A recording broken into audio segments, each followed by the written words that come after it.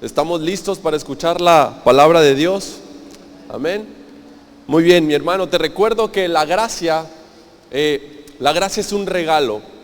La gracia es un don inmerecido. La gracia es el regalo de Dios para la humanidad. Y lo único que tiene que hacer la humanidad es creerlo, es recibirlo a través de su fe. La gracia se encarga de hacer todo lo necesario para tu vida. Tu trabajo es creer. El trabajo de Dios es hacer y tu trabajo es creer. Sí, la gracia trae consigo toda la provisión, trae consigo toda la salud, la sanidad. La gracia trae consigo alegría, prosperidad, trae consigo bendición. La gracia trae el gozo, trae la paz. Y esa gracia, cuando tú la recibes, es puesta dentro de ti. Está a tu disposición, esperando que tú lo creas para salir a la luz, por decirlo de alguna manera. La gracia no se trata de algo, sino la gracia es alguien. Como ya te he dicho constantemente, la gracia es una persona. La gracia es Jesús mismo. La gracia es Jesús. Amén. Así que ahí donde estás, te invito a hacer nuestra declaración de fe con convicción, creyendo que lo que confesamos es completamente real. Amén. Y decimos juntos: esta es mi Biblia, la palabra de Dios. Yo soy lo que mi Biblia dice que soy. Yo tengo lo que mi Biblia dice que tengo. Y yo puedo hacer todo lo que mi Biblia dice que puedo hacer. Hoy la leeré, la escucharé, la obedeceré. Y la semilla incorruptible de la palabra de Dios penetrará en mi corazón y producirá fruto que transformará mi vida, mi espíritu, mi alma, mi cuerpo, mis finanzas, mi familia, mi iglesia y mi ciudad para siempre. Nunca más seré el mismo. Nunca, nunca, nunca. Amén y amén. Muy bien. Primera de Juan, capítulo 4, versículo 4.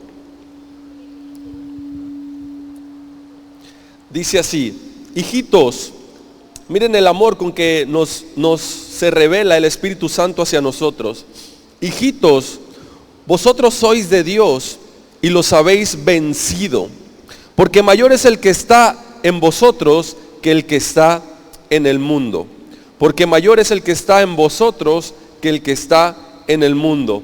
El título del mensaje del día de hoy es Redimidos, parte 2. Redimidos, parte 2. Y como subtítulo, como subtema, es mayor es el que está en mí. Mayor es el que está en mí. La semana pasada veníamos hablando acerca de lo que significaba haber sido redimidos. Muchas personas creen que hemos sido redimidos, que somos redimidos de nuestros pecados. Sí, pero realmente eso no es cierto. Realmente no es que somos redimidos de pecados. Leíamos en Colosenses capítulo 1, verso 13 y 14, que Dios nos redimió de la maldición de la ley. Que de lo que fuimos redimidos había sido de la maldición de la ley. Perdón, está en Gálatas 3, capítulo 13. Gálatas 3, capítulo 13 dice que Cristo nos redimió de la maldición de la ley, hecho por nosotros maldición.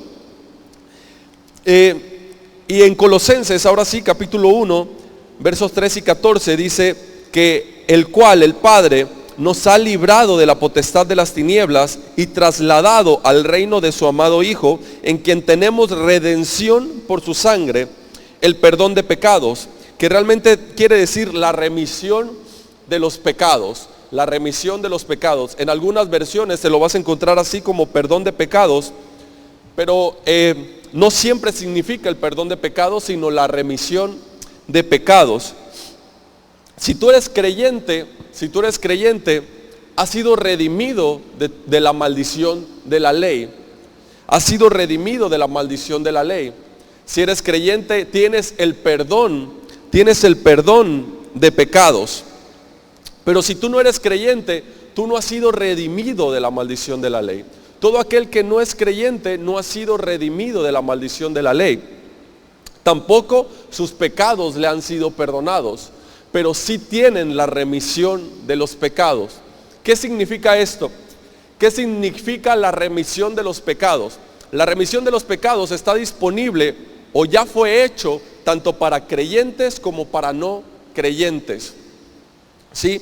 ¿Qué fue la remisión de los pecados? Es decir, que Jesús hace 2000 años llevó todos tus pecados, pagó por todos tus pecados, sufrió por tus dolores. Él fue hecho pecado con tu pecado, fue hecho maldición con tu maldición, fue enfermo con tu enfermedad. Todo el castigo fue sobre Él. El castigo por tus pecados fue sobre Él. Eso es la remisión de tus pecados. Es decir, hace más de 2000 años Jesús ya había llevado todos tus pecados sin que tú hubieras cometido solo uno de ellos, sin que tú todavía cometieras uno solo de tus pecados. Hace más de 2000 años tú todavía ni nacías, ninguno de los que estamos aquí habíamos nacido, pero hace 2000 años Jesús ya estaba llevando todos los pecados de la humanidad, no solamente los que vivieron a partir de Jesús en adelante, sino los que habían vivido antes de Jesús, los pecados de toda la humanidad. Sí, antes de Jesús, en el tiempo de Jesús y después de Jesús, que es a la generación que pertenecemos nosotros, Jesús llevó todos los pecados de la humanidad. Es decir, todos los pecados que tú ibas a cometer el día que tú nacieras en esta tierra, tus pecados pasados, presentes y aún los futuros, Jesús los llevó, fueron remitidos hacia Él. Es decir, Él los pagó. A eso se refiere con la remisión de pecados. Entonces, alguien que no es creyente, alguien que no crea en lo que Jesús hizo, en el sacrificio de Jesús, aún no puede tener el perdón de pecados, porque ¿cómo se le van a perdonar los pecados si no lo cree? Si no cree que Jesús llevó sus pecados, ¿cómo van a ser perdonados? ¿No? Entonces solo tiene la remisión de los pecados, la remisión de sus pecados, el sacrificio de Jesús. Todo lo que Jesús hizo está disponible para todo aquel que lo cree. En el momento en el que tú lo crees y tú ya eres creyente, entonces tú ya has tenido el perdón de tus pecados, pasados, presentes y futuros. Jesucristo fue ofrecido, se ofreció Él mismo en sacrificio, y su sacrificio fue efectivo una sola vez y para siempre por todos los pecados de la humanidad. Es decir, no necesita haber más sacrificios por los pecados. Jesús fue sacrificado una sola vez y para siempre, dice en Hebreos capítulo 10, dice que una vez y para siempre, y que hubo un perdón de pecados total, es decir, que los pecados fueron borrados. Ahora, ¿qué significa la remisión de los pecados? Vemos ahí en Colosenses capítulo 1, donde estábamos leyendo, que por su sangre, en quien tenemos redención por su sangre. ¿De qué fuimos redimidos? Te lo acabo de mencionar hace un momento en Gálatas 3:13, que dice que Cristo nos redimió de la maldición de la ley. Cristo nos redimió de la maldición de la ley. Hecho por nosotros maldición. Hecho por nosotros maldición. Como te mencionaba, ¿qué es la maldición de la ley? La maldición de la ley es el castigo por quebrantar la ley de Dios. La maldición de la ley es el castigo por quebrantar la ley de Dios. Sí, entonces, ¿de qué te redimió Cristo? ¿De qué nos redimió la sangre de Cristo? Bueno, nos redimió de la maldición de la ley, como habíamos hablado, o como se los había comentado el domingo pasado. La maldición de la ley, tú lo puedes ver, lo puedes leer en la ley específicamente, donde viene la ley, lo que es el Pentateuco, los primeros 5 libros del Antiguo Testamento que fueron escritos por Moisés. Ahí tenemos lo que es la ley dada por Dios, y la maldición de la ley. En Deuteronomio capítulo 28 tienes todas las bendiciones por obedecer la ley, que dice que las bendiciones te alcanzarán, que ni siquiera las tienes que buscar, que las bendiciones te alcanzarán. Y después también habla acerca de las maldiciones por quebrantar la ley, y que también dice que las maldiciones te alcanzarán. ¿Sí? Entonces, muchas personas vimos en Colosenses capítulo 1 que hemos sido trasladados, que tú has sido trasladado al reino de su amado Hijo. El reino de su amado Hijo, el enemigo ya no tiene más autoridad sobre ti. Si tú has sido trasladado al reino de su amado Hijo, entonces el enemigo no tiene más autoridad sobre ti. Todo aquel que no es creyente está bajo la autoridad del enemigo, está bajo la autoridad de Satanás, es decir, está expuesto al dominio de Satanás, a la maldición. ¿Sí? Entonces, te decía que la maldición de la ley, resumidamente, trata de lo que es la muerte, lo que es muerte espiritual, lo que es enfermedades, dolencias, escasez, pobreza. Eso viene siendo la maldición de la ley, ¿sí? Que es el castigo por quebrantar la ley. Entonces, una vez que tú has creído en Jesús, que Jesús ha cumplido perfectamente la ley y que su justicia se atribuye a ti, que ahora tú eres justo, que ahora tú eres santo, entonces has sido trasladado al reino de su amado Hijo, al reino de Cristo Jesús. Y como parte del reino del Cristo Jesús, como parte de un nuevo cuerpo donde Jesús es la cabeza, entonces ahí el enemigo no tiene más autoridad sobre ti. El enemigo no tiene ninguna autoridad sobre ti. Si tú has creído, si tú sabes que eres justo, si tú has creído en el perdón de tus pecados, si tú has creído que tú has recibido la remisión de la maldición de la ley por la sangre de Cristo, entonces el enemigo no tiene más autoridad sobre ti. ¿Sí? Esto viene solo por creerlo. Esto viene solo por creerlo. Como te decía, muchas personas creen y dicen, yo no quiero nada con Dios. Yo no quiero saber nada de Dios. Y obviamente pues tampoco quiero saber nada de Satanás, no me interesa. Entonces yo me quedo en medio, yo estoy en medio, yo me pongo en un punto neutral donde ni creo en Dios ni me importa mucho Satanás. Pero eso no es posible. De acuerdo con las escrituras, no puedes estar en un punto intermedio. O estás bajo la autoridad de Dios o estás bajo la autoridad de Satanás. Si te sales de uno, entras al otro. Si te sales del otro, entras al otro. Si no puedes estar en un punto intermedio.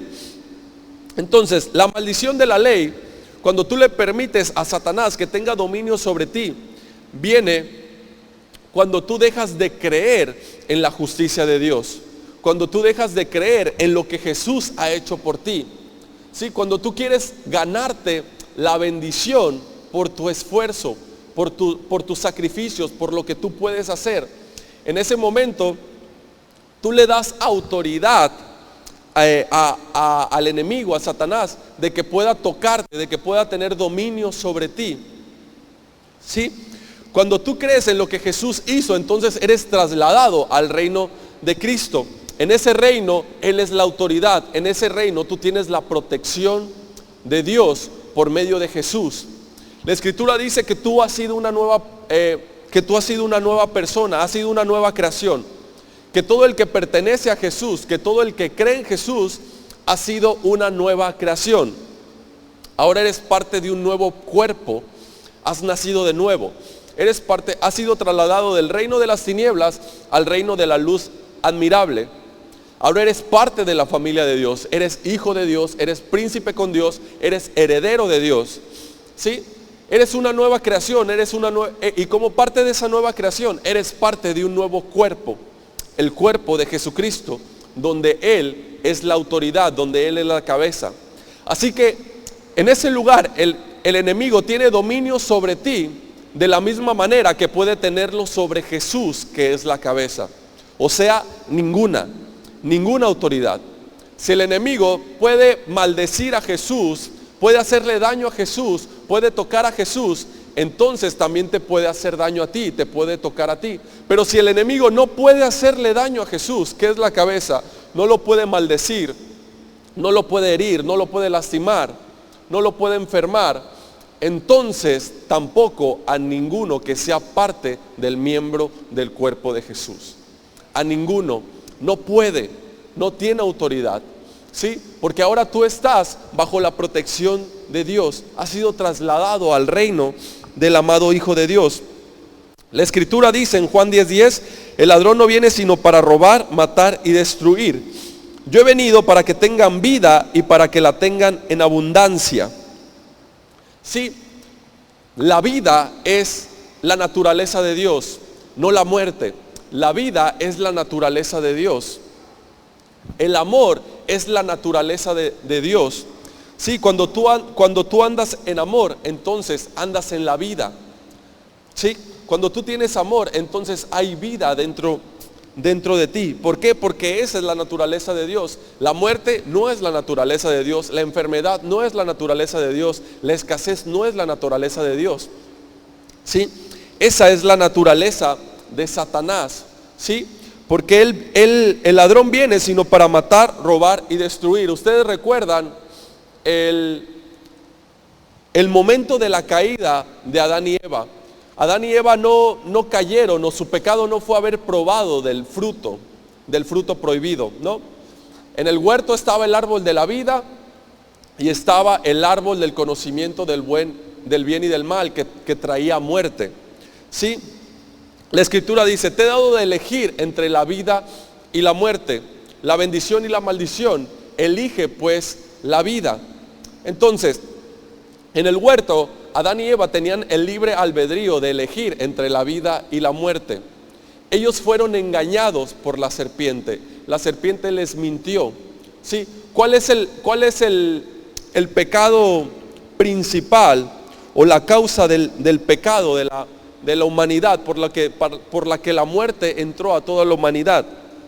Bueno, este pecado, como te decía, no es no fue que ellos hayan comido del fruto del árbol prohibido, no fue que hayan comido de ese fruto, sino fue haberle hecho caso, o haber hecho más caso, haber creído más en algo que Dios no había dicho, en lugar de creer en lo que Dios había dicho. Es decir, la raíz de todo pecado es creer más en algo que Dios no dijo, en lugar de creer en lo que Dios dijo. ¿Sí? Creer más en algo que Dios no ha dicho, en lugar de creer en lo que Dios ha dicho. Dios ha dicho que tú eres justo. Dios ha dicho que tú eres santo. Dios ha dicho que tú eres próspero. Dios ha dicho que tú eres limpio, que tú eres bendecido, que tú eres amado. ¿Sí? Entonces, lo que está incorrecto es creer más en algo que Dios no ha dicho, en lugar de lo que te ha dicho. Entonces, si Dios te ha dicho todo eso, la raíz del pecado es no creerlo, no creer en lo que Dios te ha dicho. Es decir, creer más en lo que tú sientes, en lo que tú ves, en lo que tú escuchas, creer más en lo que el mundo te dice. Sí, esa es la raíz del pecado, hacerle más caso al mundo que hacerle caso a lo que Dios dice, creer en lo que Dios dice. ¿Sí? El mundo te dice que te tienes que esforzar, que tienes que poner de tu parte, que te tienes que ganar la bendición de Dios, que tienes que esforzarte en esta vida. El Padre solo te dice que tienes que creerlo, que tienes que creer en lo que Él ya ha hecho. ¿Sí? Pero tú te sigues esforzando porque no crees en lo que Él te ha dicho. ¿No? En la mañana les ponía un ejemplo acerca de que si tú tienes un machete y tienes un jardín grande en tu casa, no sé, algunos 30 metros por 30 metros cuadrados, y tú tienes un machete y te pones a chaponear, te vas a cansar y te vas a tardar bastante. Sí, aunque seas muy bueno con el machete, te vas a cansar y te puedes tardar bastante. Ahora imagínate que yo te traigo una podadora y te digo, toma para que podes el jardín. Entonces tú agarras la podadora y pues mucho más rápido, ¿no? Lo haces más rápido, te cansas menos y hasta queda mejor el pasto, queda más parejito, ¿no? Bueno, Dios nos ha dado una herramienta precisamente para hacernos la vida más fácil. El Padre nos ha dado una herramienta para que tu vida y mi vida sea más fácil. Es decir, nos ha dado la podadora para que tu vida y mi vida sea más fácil. ¿Cuál es esa herramienta? Es tu fe. Es tu fe. Es que tú lo creas. Que tu fe tome lo que el Padre te ha dado, lo que Dios te ha dado por medio del Hijo. ¿Sí? Pero no, tú quieres traer el machete, tú quieres esforzarte, tú quieres tardarte, quieres chaponearle, quieres cansarte, ¿no? Por poner un ejemplo, ¿no? Por decirlo de alguna manera. No, entonces el Padre dice, yo he venido a que tengan vida y a que la tengan en abundancia. Dice, mi yugo es fácil, mi carga es ligera. Vengan a mí todos los que están cargados y trabajados. Es decir, no se trata de que tengas una vida pesada, cansada, sufrida, batallosa. Dios quiere que tengas una vida, no donde no vas a tener problemas, no me malentiendas.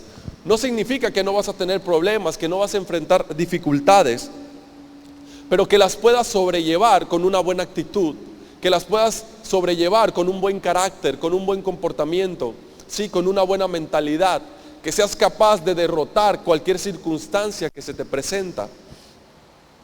Sí, entonces la fe es la herramienta que Dios te ha dado para que tu vida sea más sencilla, para que tú tomes todo lo que Dios quiere darte, la ayuda de Dios, como te decía en un principio.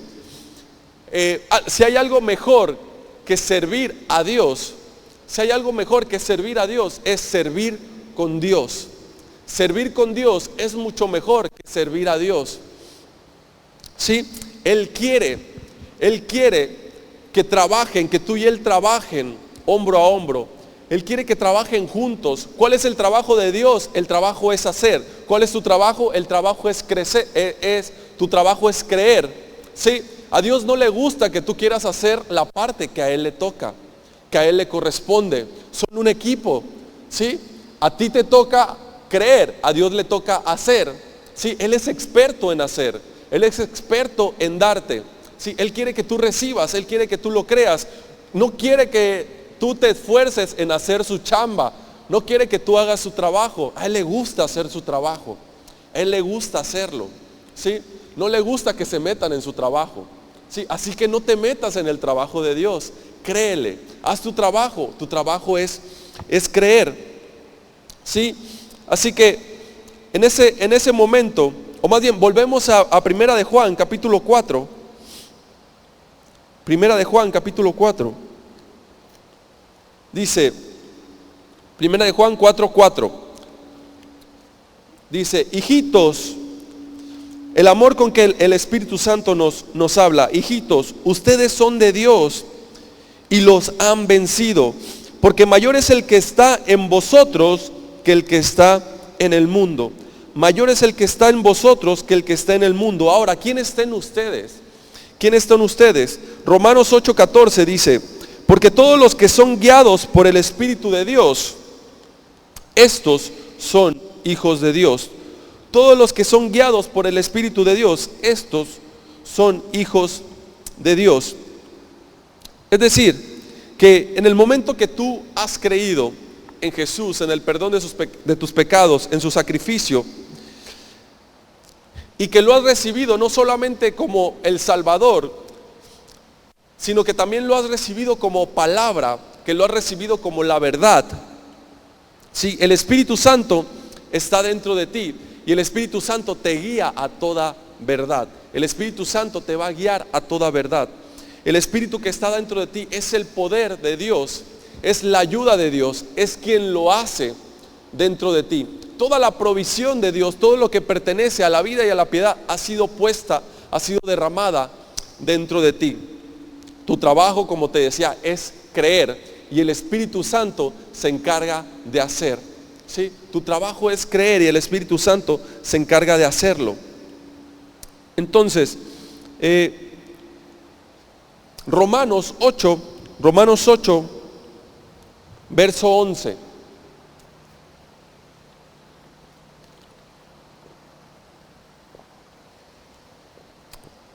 Romanos 8, verso 11. Dice, y si el Espíritu de aquel que levantó de los muertos a Jesús mora en vosotros, el que levantó de los muertos a Cristo Jesús, vivificará también vuestros cuerpos mortales por su Espíritu que mora en vosotros. Por su Espíritu que mora en vosotros. La Escritura dice que mayor es el que está en ti que el que está en el mundo. Mayor es el que está en ti que el que está en el mundo. Es decir, Dios ha decidido habitar en ti. Dios ha decidido vivir dentro de ti. Ha hecho de tu cuerpo el templo de su Espíritu. Toda la vida de Dios el poder de Dios, la vida de Dios, el mismo Espíritu que levantó a Jesús de la muerte, es decir, el mismo Espíritu que le dio vida a Jesús, está dentro de ti, ha sido derramado dentro de ti, ha venido a habitar contigo.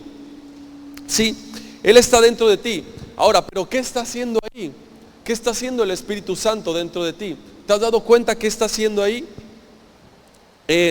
Muchas veces no lo tomamos en cuenta, ni siquiera nos imaginamos, somos conscientes de que el Espíritu Santo esté dentro de nosotros, o no lo tomamos en cuenta, o simplemente no sabíamos que el Espíritu Santo estaba dentro de nosotros, que toda la vida de Dios está dentro del creyente, dentro de todo aquel en el que cree.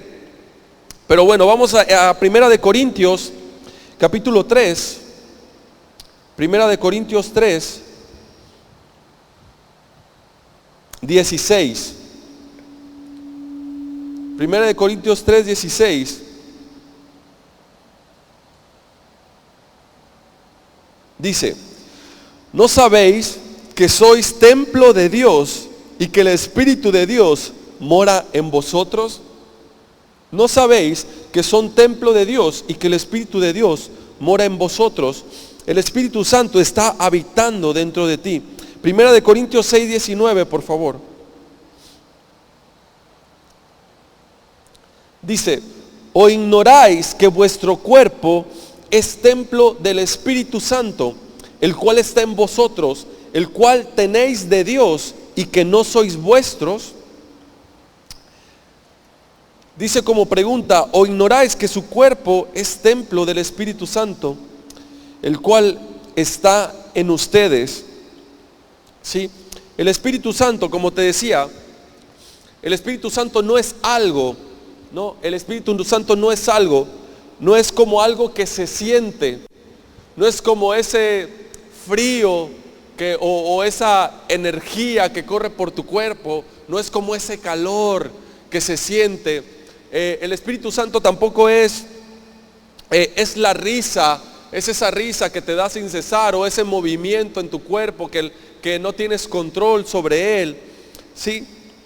No estoy diciendo que eso sea mentira, no estoy diciendo que eso sea fingido, sino que eso no es el Espíritu. Pueden ser manifestaciones del Espíritu, pero eso no es el Espíritu. ¿Sí? ¿Por qué? Porque el Espíritu Santo no es algo, sino el Espíritu Santo es alguien. ¿Sí? El Espíritu Santo es una persona con quien puedes tener relaciones, con quien puedes tener una relación íntima, una relación personal. ¿Sí? En el último capítulo de 2 de Corintios, Pablo se despide diciendo que la gracia del Señor Jesucristo, el amor del Padre y la comunión del Espíritu Santo sea con cada uno de ustedes. Es decir, la comunión del Espíritu Santo es una de sus principales características. ¿Por qué? Porque tú solo puedes tener comunión con una persona, no puedes tener comunión con un objeto, con la electricidad, con algo que se siente, con el calor. No, el Espíritu Santo es alguien que quiere escucharte y que quiere hablarte. El Espíritu Santo es alguien que quiere servir junto contigo, que quiere que tengas esa vida que Dios quiere que tengas. ¿Sí? El Espíritu Santo ha venido a poner en orden tu vida, es decir, a ponerla en el modelo original con la que había sido diseñada. ¿Sí? El Espíritu Santo quiere ordenar tu vida, quiere traer vida dentro de ti. Sí, vivificar sus cuerpos mortales, como lo leíamos en Romanos 8, si podemos regresar ahí, por favor. Romanos capítulo 8, verso 11.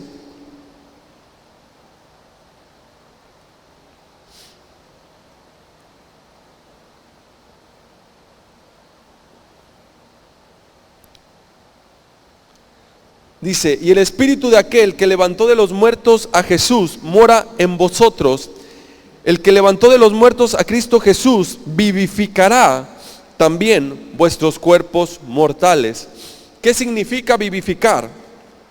Vivificar significa llenarte de vida. Sí, el Espíritu Santo quiere llenarte, quiere que seas lleno de la vida de Dios. ¿Sí? Quieres que seas lleno de esa vida. Dice vivificar sus cuerpos mortales. ¿Qué significa esto?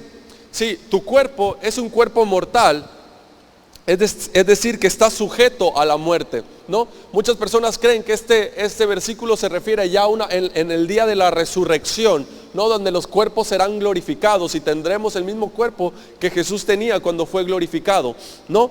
Pero aquí se refiere a un cuerpo mortal, sí, es decir, un cuerpo que está sujeto a la muerte. Un cuerpo mortal cuando muere, entonces ya no está sujeto a la muerte, ya ha muerto, ¿no? Ya no se puede hacer más. Pero un cuerpo mortal es aquel que está sujeto a la muerte. Entonces, si el Espíritu Santo está dentro de ti, ya ha venido a vivificar tu cuerpo mortal, significa que ha venido a traerte vida, a llenarte de vida. Aquí, ahora, este cuerpo, el que tienes ahora, ha venido a llenarlo de vida. ¿Sí? Les comentaba en la mañana que ayer apenas me escribía una persona que nos escucha a través de YouTube. Esta persona me comenta que ella tenía una enfermedad que era artrosis en sus manos, que ella tenía artrosis. La verdad no me imagino en qué, pero realmente no tengo mucho conocimiento acerca del efecto de la artrosis, pero ella dice que ya no podía mover su mano, que tenía un fuerte dolor, que a veces los dolores eran insoportables en sus manos y que constantemente tenía las manos inflamadas. Así que ella estaba escuchando un día uno de los mensajes de Rema acerca de la gracia, ¿no? Y comenta que en menos de un minuto todo el dolor desapareció. En menos de un minuto, solo por estar escuchando, solo por haber recibido lo que estaba escuchando, solamente por haber creído, sí, lo que Jesús había hecho, por solo haber creído en su gracia.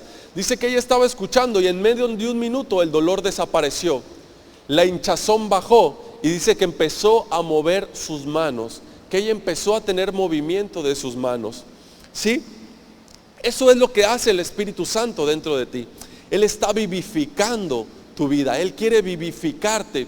¿Por qué? Porque cuando la vida entra en ti, cuando la vida está dentro de ti, cuando el Espíritu Santo te empieza a vivificar a través de la palabra de Dios, ¿sí? A través de la palabra de Dios, entonces no hay lugar para la enfermedad, no hay lugar para la muerte, no hay lugar para la escasez. Sí, si tú estás lleno de la vida de Dios, entonces no hay lugar para la muerte, no hay lugar para la escasez, no hay lugar para el dolor. Sí, entonces esto viene solo por creer. Sí, ella solo estaba escuchando uno de los mensajes y ni siquiera en vivo, era una repetición. Y quién sabe qué mensaje, ¿no? A lo mejor fue uno de hace algunos años. Sí, solo escuchando, ella no tuvo que esforzarse, no tuvo que hacer, no sé, imagino que a lo mejor estaba sentada escuchando y solo por escuchar y creerlo, entonces la vida vivificó su cuerpo. ¿Sí? El Espíritu de Dios que está dentro de ella vivificó su cuerpo. Así que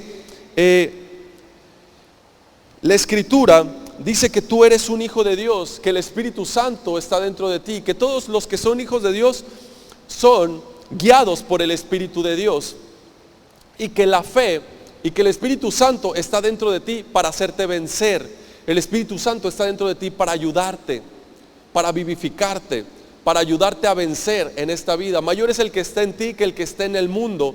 Entonces el Espíritu Santo está dentro de ti para vencer el mundo. No es para que te haga llorar, no es específicamente de lo que se trata, o el ministerio del Espíritu Santo, no es para hacerte llorar o para hacerte reír o para tumbarte o para que te caigas, no es para llenarte de vida, ¿sí? Es para vivificarte, es para ayudarte a ser un vencedor, ¿sí? ¿Y cuál es la victoria que vence al mundo? Dice la Escritura que la victoria que vence al mundo es tu fe, es tu fe. La victoria que vence al mundo es nuestra fe, ¿sí? Entonces el Espíritu Santo se mueve a través de la fe en su Hijo, no a través de tus obras, no a través de tu esfuerzo, no a través de lo que tú haces. Segunda de Corintios 6:14, por favor. Segunda de Corintios capítulo 6, verso 14.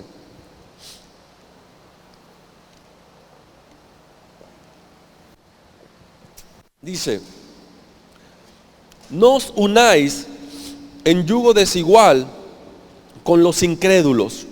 Si se fijan, aquí el apóstol Pablo está haciendo una diferencia entre el creyente y el que no es creyente. Sí, el creyente y el que no es creyente. Dice, no os unáis en yugo desigual con los incrédulos, porque ¿qué compañerismo tiene la justicia con la injusticia? Te llama justo, te está llamando justo a ti te está llamando justo, a ti que eres creyente te está llamando justo. Dice, ¿qué compañerismo tiene la justicia con la injusticia? ¿Y qué comunión la luz con las tinieblas? Te está llamando luz, tú eres la luz. Tú eres la luz de este mundo, te llama a ti luz. ¿Sí? ¿Y qué concordia en Cristo con Belial? Te llama como Cristo. ¿Sí? Tú eres un cristiano, tú estás unido a Cristo Jesús. La justicia de Dios está en ti. Tú estás vestido con la justicia de Dios. Cuando el enemigo te ve, no hace ninguna diferencia entre Jesús y tú. Cuando el Padre te mira, no hace ninguna diferencia entre Jesús y tú. ¿Sí? Te llama como a Cristo. ¿O qué parte, ahí mismo en el verso 15, o qué parte el creyente con el incrédulo? 16, ¿y qué acuerdo hay entre el templo de Dios y los ídolos? Te llama a ti el templo de Dios. Tú eres el templo de Dios, el Espíritu Santo está en ti. Porque vosotros sois el templo del Dios viviente, el templo de Dios viviente. Como Dios dijo, habitaré y andaré entre ellos, y seré su Dios, y ellos serán mi pueblo. Habitaré y andaré entre ellos, y seré su Dios, y ellos serán mi pueblo. Así que veíamos que el propósito de que el Espíritu Santo esté dentro de ti es para hacerte vencer. ¿Sí? Tú eres un creyente, tú eres un hijo de Dios, tú estás unido a Cristo Jesús, eres justo. Eres parte del reino de la luz, has sido trasladado al reino de la luz admirable. ¿Sí? Y como tú eres un hijo de Dios, tú eres un creyente, tu fe es la que vence al mundo, porque mayor es el que está en ti que el que está en este mundo. Y la victoria que vence al mundo es nuestra fe. ¿Sí? Entonces, el mundo, el enemigo, no tiene más autoridad sobre ti, no tiene más dominio sobre ti. El Espíritu Santo ha venido dentro de ti para hacerte vencer, para ayudarte, para fortalecerte, para vivificar tu cuerpo. Pero, ¿por qué muchas veces no podemos ser guiados por el Espíritu? ¿Por qué muchas veces el Espíritu no puede tomar el control de tu vida? Y eso es porque le hacemos más caso a lo que hay en el mundo. Sí, como te decía, muchas veces creemos más en algo que Dios no dijo en lugar de creer en lo que Dios dijo. ¿Sí? Le hacemos más caso a lo que sentimos, a nuestras emociones, a lo que percibimos, a lo que vemos, en lugar de hacerle caso a todo aquello de lo que Dios dijo. ¿Sí? Cuando Pedro es sacado de la cárcel y el ángel le dice, ve y habla todas las palabras de esta vida. Todas las palabras de esta vida. ¿Sí? Entonces, las palabras de Dios es vida.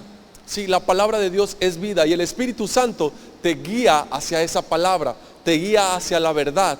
Sí, y a través de su palabra, conforme tú lo creas, Él va vivificando tu vida. Desde tu interior, Él va poniendo todas las cosas en orden. ¿Sí? Él va poniendo todas las cosas en orden. Las antiguas personas que veían a los cristianos, a los primeros cristianos, a los apóstoles, decían, ahí vienen estos que están trastornando al mundo. ¿Sí? Como diciendo, ahí vienen estos que están trastornando al mundo, que están haciendo la diferencia. Y no es que estuvieran cambiando el mundo, no es que lo estuvieran trastornando, sino que más bien lo estaban poniendo en el orden correcto, en el orden que debería de ser, en el orden que Dios había establecido. No es que estuvieran haciendo algo diferente, sino que lo estaban poniendo en el orden que debería ser, en el orden correcto. Las personas pensaban que estaban trastornando al mundo, ¿no? Sí, realmente sí estaban trastornando al mundo, pero lo que realmente estaban haciendo es poniéndolo en el lugar correcto, poniendo las cosas en su lugar, viviendo la vida que Dios había designado para ellos desde un principio. El Espíritu Santo ha venido a hacer eso en ti. Ha venido a poner las cosas en orden en tu vida, desde en tu interior. De tal manera que las personas que te vean digan, este está trastornando el mundo, este hace una diferencia. Hay una diferencia en esta persona. Él es alguien diferente. Y digan, a ver, yo quiero tener eso que tú tienes. Yo quiero recibir eso que tú tienes. Amén. Así que esto es lo que hace el Espíritu Santo. El Espíritu Santo nunca va a condenarte. El Espíritu Santo no ha venido a condenarte. El Espíritu Santo no ha venido a mostrar tus pecados, a revelar tus pecados, a sacarlos a la luz, a condenarte, a señalarte por lo malo que has hecho. ¿Sí? El Espíritu Santo no ha venido a eso. Así que si alguna vez Él no ha venido a que te sientas culpable. Si alguna vez tú has escuchado a alguien que le ha dicho a otra persona o a ti mismo, te han dicho, hey, el Espíritu Santo me dijo que andabas en pecado, que te arrepientas, que estabas haciendo esto, ¿no? Que tu familia iba a ser maldecida, que tu familia iba a sufrir si tú no te arrepientes, si no dejas de hacer lo que estás haciendo. Eso es mentira. A eso no ha venido el Espíritu Santo.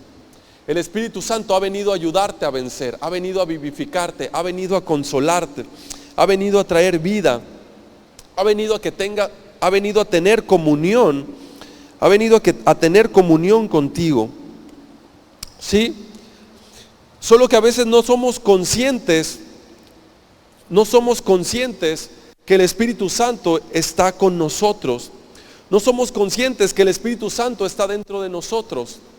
Por eso muchas personas creen que el Espíritu se va, que el Espíritu Santo nos abandona, que cuando pecas entonces el Espíritu Santo te abandona. Y eso no es cierto. El Espíritu Santo tampoco te abandona. Si tú eres un hijo de Dios y eres parte de la familia de Dios, el Espíritu Santo nunca se apartará de ti, nunca se alejará. Hebreos 13, por favor, Hebreos 13. Capítulos 5 y 6, versos 5 y 6, dice, sean vuestras costumbres sin avaricia, contentos con lo que tenéis ahora, porque Él dijo, no te desampararé ni te dejaré, de manera que podemos decir confiadamente, el Señor es mi ayudador. No temeré lo que me pueda hacer el mundo. No temeré lo que me pueda hacer el mundo. Ahora ponle esa palabra, no temeré. Perdón, dice ahí, no temeré lo que me pueda hacer el hombre. Pero ahora ponle ahí, no temeré lo que me pueda hacer el mundo. ¿Sí? El mundo, tú has vencido al mundo. ¿Sí? Mayor es el que está en ti que el que está en el mundo. Mayor es el que está en ti que el que está en el mundo. Tú has vencido al mundo. Solo tienes que creerlo. Solo tienes que creerlo. El Espíritu Santo está contigo, nunca se apartará. Él está contigo para que tú puedas tener confianza. Él ha venido a ayudarte. Sí, Él no se aparta. El Espíritu Santo se contrista dentro de ti, eso es verdad. El Espíritu Santo se contrista, pero no por tu pecado, ¿sí? No porque pecas. Jesús ya llevó todos tus pecados. El Espíritu Santo te contrista porque tú no crees en lo que Dios ha dicho acerca de ti. Tú no crees en lo que Dios ha dicho acerca de ti. Y ahí es cuando el Espíritu Santo no puede producir en ti la vida de Dios. La vida, la misma vida que levantó a Jesús de los muertos, que está dentro de ti, no puede actuar, no se puede activar en tu interior. ¿Por qué? Porque no lo crees, porque no lo estás creyendo. ¿Sí? Entonces, el Espíritu se contrista cuando tú no crees en lo que Él puede hacer. Es decir, cuando tú no crees que tú eres justo, que tú eres santo, que tú eres limpio, cuando tú no crees que eres amado, cuando tú le das más poder a lo que Satanás puede hacerte. ¿Han escuchado a esas personas que le dan más poder a lo que el enemigo puede hacer que a lo que Dios ha hecho? No sé si han escuchado, hay personas que le dan más poder, ¿sí?, a lo que el enemigo puede hacer que a lo que Dios ha hecho. En una ocasión Jesús estaba discutiendo con algunos religiosos, con los fariseos. Jesús estaba haciendo milagros, Él estaba echando fuera demonios y lo señalan y le dicen, este echa demonios por Belial, creo que sí era Belial, es decir, por Satanás, este echa demonios a nombre de Satanás. ¿Qué estaban haciendo los religiosos? Ellos estaban creyendo más en el poder que Satanás tenía que en el poder que Dios tenía. Es decir, ellos le adjudicaban el poder de Dios a Satanás. No creían en lo que el Espíritu Santo había hecho, en lo que el Espíritu Santo estaba haciendo con la vida de las personas. ¿Sí? Ellos no creían, esa es la blasfemia contra el Espíritu Santo. No creer en lo que el Espíritu Santo puede hacer, atribuírselo a Satanás. ¿Sí? Muchas veces cuando uno ve a la vida transformada de las personas que han creído, cuando uno ve que Dios ha transformado la vida de las otras, de alguna persona, y dicen, a ese yo lo conocía, a ese a mí no me engaña, ese es un hipócrita, este siempre ha sido así, así, así. Es decir, le quitan el mérito al Espíritu Santo, lo que el Espíritu Santo ha hecho o hace en la vida de las personas, y creen más en algo que Dios no ha dicho. Creen más en el enemigo, le dan más autoridad, más poder a lo que el enemigo había estado haciendo, que ahora lo que el Espíritu Santo ha hecho en la vida de una persona que ha nacido de nuevo, en la vida de una persona que ha sido transformada. ¿Sí? Entonces, cuando tú no crees en lo que el Espíritu Santo ha hecho en su poder, cuando tú no crees en el sacrificio de Jesús, en su palabra, entonces ya no hay nada más que hacer, no hay otro sacrificio que ofrecer. ¿Sí? Por eso es que eso no se puede perdonar. ¿Sí? Eso no se puede perdonar. ¿Por qué? Porque ¿cómo te lo van a perdonar si no lo crees? Si no crees en lo que Dios ha hecho. ¿Sí? El pecado imperdonable se trata de eso. Es cuando le das la espalda a todo lo que Dios ha hecho por ti. Dios te ha hecho justo, Dios te ha hecho santo, Dios te ha limpiado. ¿Sí? Dios ha ofrecido un sacrificio por medio de su Hijo. La sangre ha sido derramada. Sí, Él te ofrece la remisión de tus pecados, la remisión de la maldición de la ley, la remisión de tus pecados y has sido redimido de la maldición de la ley. Y el que tú no lo creas, el tú querer esforzarte, le das más fuerza, más poder, crees más en lo que tú puedes hacer, crees más en lo que el enemigo puede hacer, en lugar de creer en lo que Jesús ha hecho por ti. Sí, Juan capítulo 16, por favor. Juan capítulo 16, versos del 7 en adelante.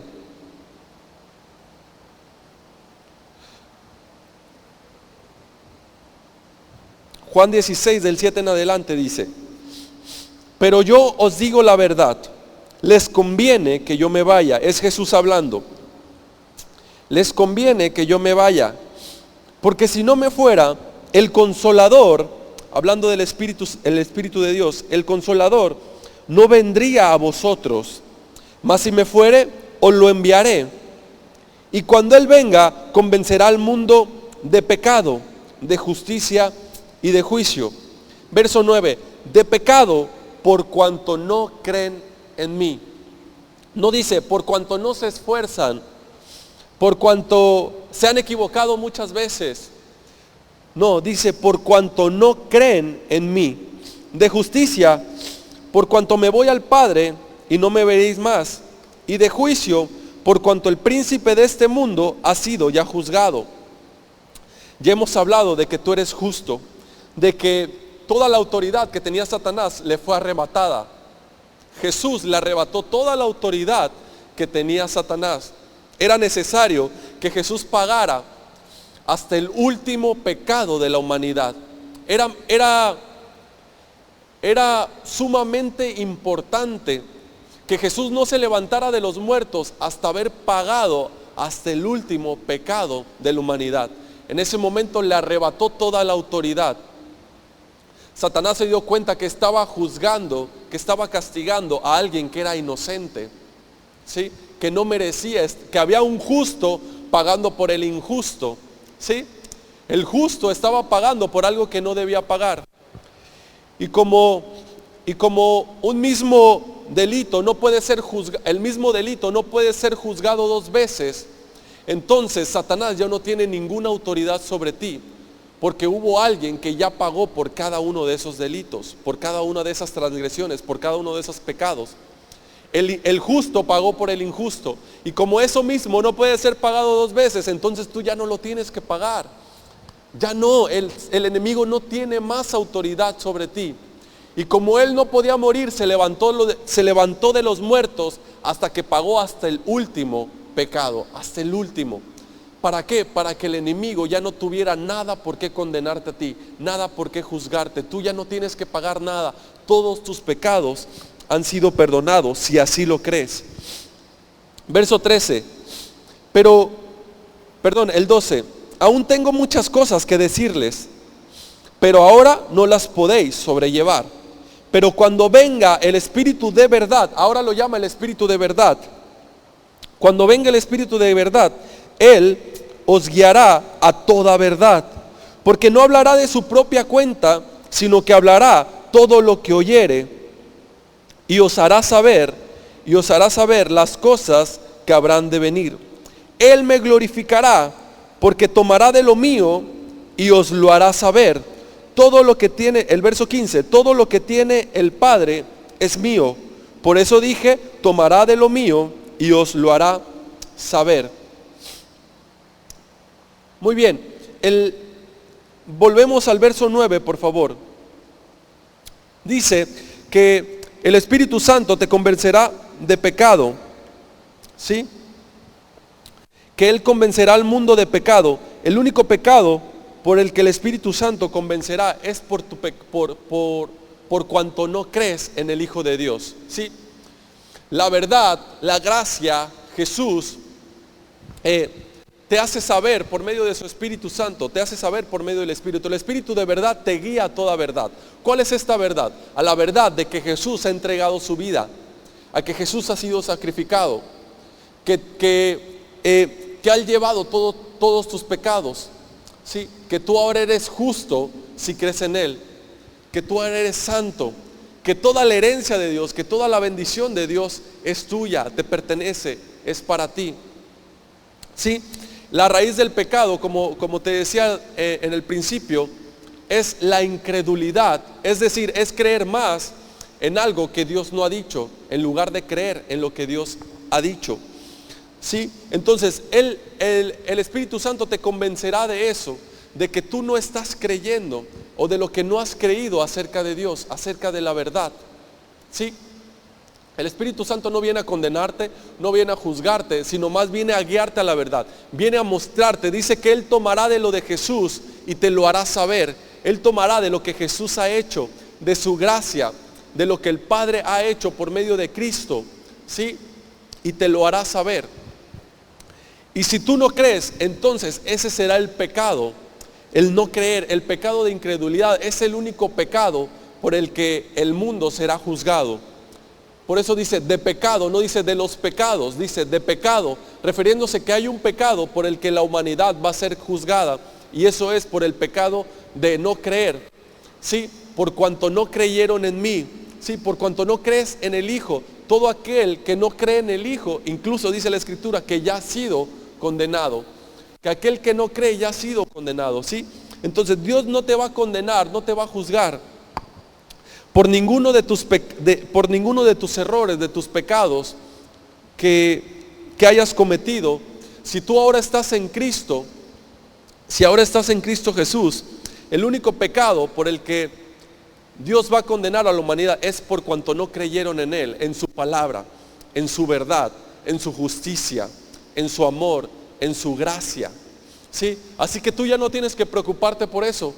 Tú no serás condenado, tú no serás juzgado, tú no tienes que preocuparte por eso. Tú eres un hijo de Dios. Tú no tienes que llegar arrastrándote y suplicándole a Dios por una bendición, por un favorcito, porque te perdone. No, Él ya te ha perdonado. Si tú eres un hijo de Dios, eres un heredero de Dios, eres un príncipe con Dios, eres una nueva criatura, eres parte del cuerpo de Cristo. Sí, eres amado, eres justo, eres santo. Créelo, vive en esa justicia, camina en esa verdad. El Espíritu Santo te ayudará. Cuando tú decides ignorar lo que el mundo está diciendo, cuando tú haces a un lado las voces que el mundo te ofrece, cuando tú decides no hacerle caso a lo que sientes, a lo que percibes, a lo que escuchas y a lo que ves, y decides, yo voy a creer en la palabra de Dios, yo voy a creer en lo que Jesús dice. Cuando tú tomas esa decisión, ¿sí? Es una decisión. Cuando tú tomas esa decisión, entonces el Espíritu Santo comienza a ayudarte. Cuando tú decides, yo voy a creer en lo que Jesús hizo por mí, yo voy a creer en lo que Dios dice de mí. Cuando tú crees, en ese momento el Espíritu Santo viene y te ayuda. Él es tu ayudador, Él es tu fuerza, Él te fortalece para que comiences a tener la vida que Dios quiere que tú tengas. Yo antes no sabía esto. Te voy a contar un poco de mi historia. Yo antes no sabía esto. Yo durante mucho tiempo había intentado dejar de decir malas palabras, había intentado tratar de ser justo delante de Dios conforme a mi comportamiento, ¿no? Tratar de ser buena persona. Una de las cosas que había intentado dejar constantemente es las malas palabras, decir malas palabras. Sí, constantemente, una y otra vez yo me esforzaba, pero no podía. Yo no era consciente de esto, de lo que te estoy hablando. Recuerdo que un día en la azotea de un departamento donde yo vivía en otra ciudad, recuerdo que yo tomé una decisión ahí. Yo tomé la decisión y dije, voy a creerte, voy a buscarte, voy a seguirte, sin importar lo que los demás digan. Así fue mi oración. Sin importar, Dios sabe que no miento, sin importar lo que los demás digan, voy a creerte. Sí, yo estaba pasando por un mal momento, me sentía mal, sentía un vacío, no sé, algo que muchos de los que estamos aquí quizás han sentido. No voy a hablar mucho sobre eso porque creo que lo entienden muy bien. No, pero estaba pasando por una situación difícil, un momento difícil en mi vida. Entonces yo tomé la decisión y dije, voy a creerte, voy a seguirte, voy a buscarte. No, sin importar lo que los demás digan, sin importar lo que las personas piensen, te voy a creer. Recuerdo que esa noche le abrí mi corazón a Dios y me fui a dormir. Al siguiente día, después de que yo desperté, yo recuerdo que desperté justo recordando lo que había pasado esa noche. Ustedes, no sé si a ustedes les ha pasado, a mí me ha pasado que en una noche anterior hacen una oración, pero al otro día se les olvida de lo que oraron, ¿no? Un día antes dicen algo, hacen una oración, hablan con Dios, etcétera, etcétera, y al otro día se les olvida lo que pidieron, se les olvida lo que prometieron, no sé, pero se olvida.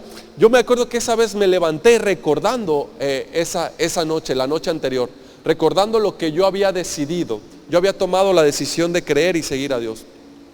Bueno, desde a partir de ese día, las malas palabras se fueron. Las malas palabras se fueron. ¿Cómo? No lo sé.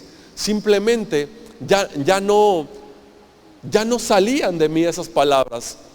Las groserías, las ofensas ya no salían de mí. ¿Sí? Yo ahora ya podía controlarlas. Obviamente no era yo, era la gracia de Dios, pero ya podía controlarlas. ¿Sí? Lo que antes nunca había podido hacer, ahora de la noche a la mañana, ahora sí como dice la frase, ¿no? De la noche a la mañana, ahora ya podía, o sea, ya no me salían. ¿Sí? Y yo no sabía esto que ahora te estoy contando. Pero ahora que lo entiendo, me doy cuenta que fue por eso, fue porque yo tomé la decisión de creer. Tomé la decisión de que le iba a creer a Dios. ¿Sí? Tomé esa decisión. Y muchas veces es eso, tomar la decisión entre la vida y la muerte, la bendición y la maldición, creer o esforzarte. ¿Sí? Si tú tomas la decisión de creer, Dios está comprometido contigo. Dios está comprometido a ayudarte. Dios está comprometido a llenarte de vida. Dios está comprometido a guiarte a la vida que tú deseas, o más bien a la vida que Él desea que tú tengas. Todas las bendiciones de Dios son para ti, solo por creer. ¿Sí? Así que el pecado del que el Espíritu Santo te convence, es de eso precisamente, es cuando tú no crees, cuando tú le crees más a algo que Dios no dice en lugar de creer a lo que Dios dice.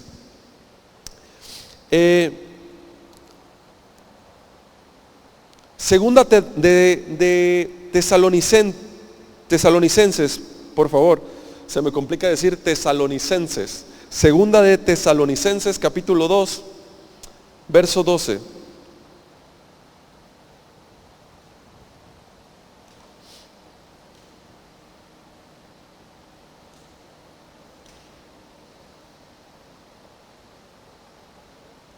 Los chicos de la alabanza, si quieren ir subiendo, estamos por terminar.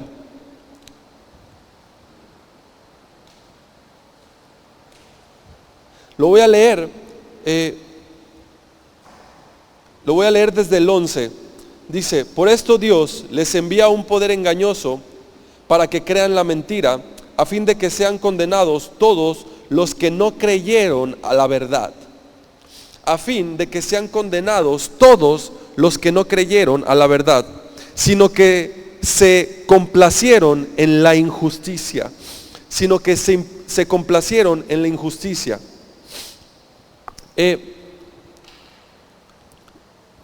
Romanos 8:14, ya lo leímos hace unos momentos, dice: porque todos los que son guiados por el Espíritu de Dios, estos son hijos de Dios.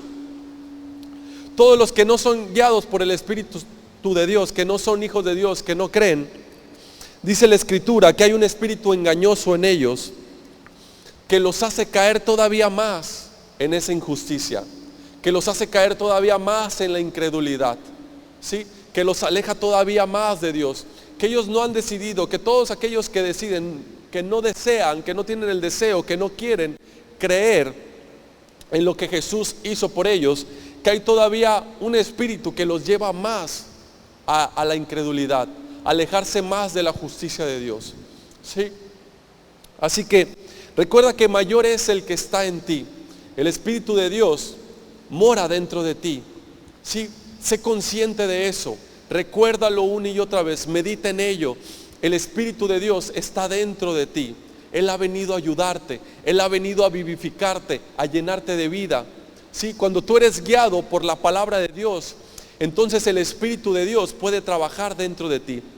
Toda la vida de Dios, todo el poder de Dios que levantó, que vivificó el cuerpo de Jesús y que lo levantó de los muertos, está dentro de ti, está en ti, mora en ti.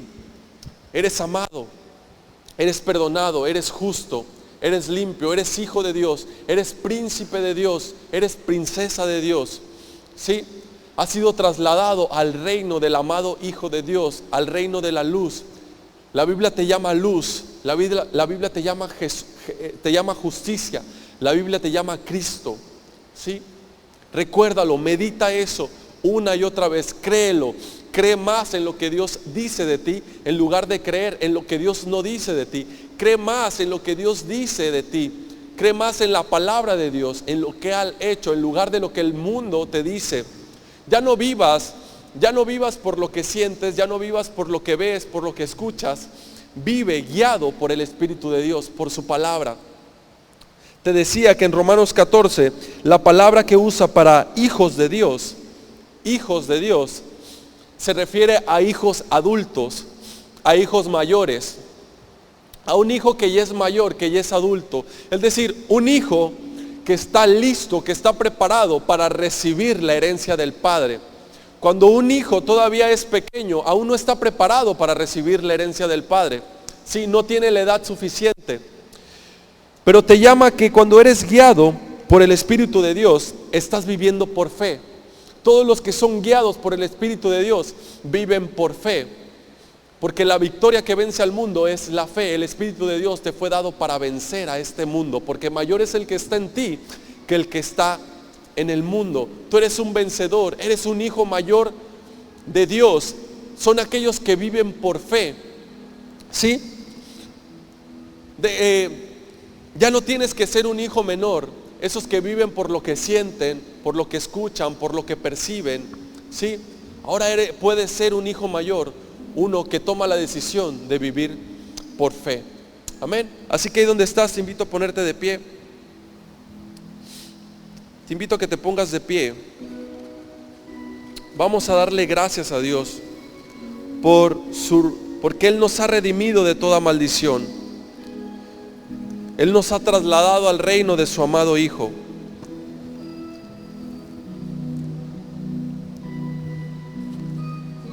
Señor, te damos gracias, Padre, porque has elegido nuestros cuerpos como tu templo. Has decidido hacer tu morada dentro de nosotros. Nos has declarado justos, nos has declarado santos, nos has declarado vencedores. Te damos gracias por eso, Señor. Gracias porque nos has trasladado al reino de tu amado Hijo. Tenemos la redención por tu sangre.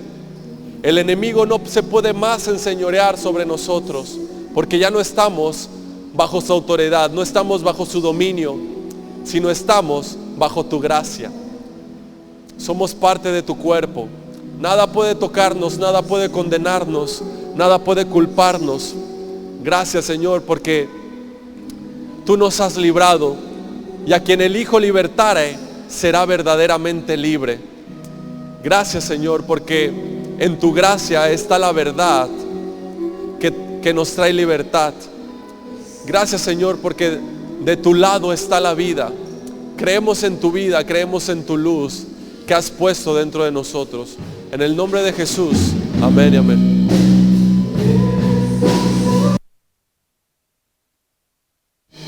Dale un fuerte aplauso al Señor. Gracias a Dios. Gracias a Dios. Como te dije, el trabajo de Dios es hacer. Nuestro trabajo es creer. Ese es nuestro trabajo. El trabajo del Espíritu es hacer. El de nosotros es creer. Así que solo tenemos que creer en esa gracia. Efesios 2, capítulo 8 dice que es por gracia, por medio de la fe.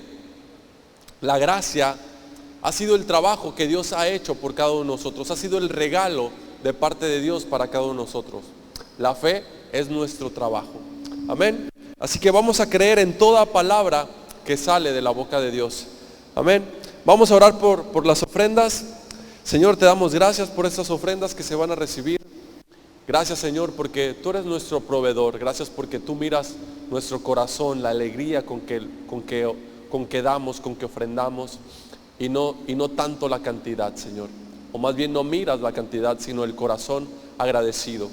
Ponemos en tus manos, Señor, y te damos gracias por proveernos en todo momento. En el nombre de Jesús, amén y amén. Y decimos juntos: que la gracia de nuestro Señor Jesucristo, el amor del Padre y la comunión del Espíritu Santo sea sobre cada uno de nosotros. Que todo nuestro ser, espíritu, alma y cuerpo permanezcan irreprensibles hasta la venida de nuestro Señor Jesucristo. Que a partir de hoy, hasta que el Señor venga, te encuentre a ti y a mí reunidos, disfrutando de su gracia, disfrutando de su libertad. Los que así lo creemos decimos amén y amén. Que Dios les bendiga. Quedamos despedidos.